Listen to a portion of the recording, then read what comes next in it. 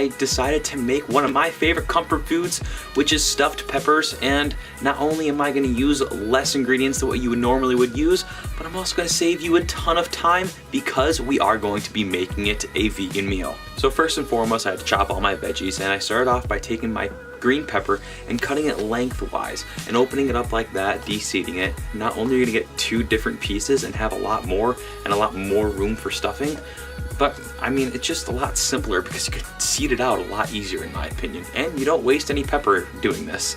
So after that, I chopped up half an onion and de-seeded and diced up a jalapeno. Threw those right into a pan over medium heat. Just sauteed them, let them sweat for a little bit. Don't want to brown them really, but just let the flavors mingle. Now it's time to add our meat substitute. And the cool thing about this one is I actually went to the store and found it on sale. It's supposed to represent some ground beef, I'm assuming.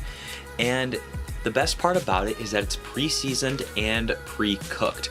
I opened the package and actually tried a piece for myself. It wasn't that bad. I don't think I need to add too many spices besides salt and pepper.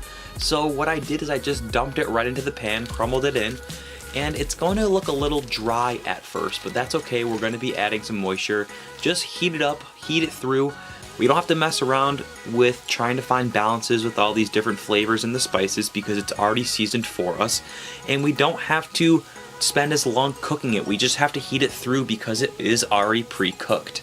It's going to start to dry out after a little bit, and that's when you're going to want to add your can of chopped tomatoes. If you find that it's turning a little dry, just like mine did, I added a little bit of tomato sauce, just straight from a can. I also used a no salt tomato sauce, so I just made sure that when I added that, I added a little bit of salt as well. We're gonna incorporate a whole bunch of cooked rice that I just popped into the microwave for a couple of minutes, and it's going to not only finish cooking inside all the liquid and juices and goodness that we have in that pan, but it's also going to absorb a ton of moisture. So make sure that you either add some water or, like I did earlier, add a little bit of tomato sauce to it, and it's going to thicken everything up. The only thing left to do is stuff these bad boys. So you're going to scoop it out one by one. I like to pack it in as much as possible. You see me getting the sides there. And after that, pop them in the oven, and presto, you have a 5-star meal sitting right in front of you, and you did minimal work for it. Making comfort food is one of my favorite things, and just because mama spent 8 hours in the kitchen the day before doesn't mean that you have to do that. My name's Andrew, and I hope to see your recipe in the kitchen.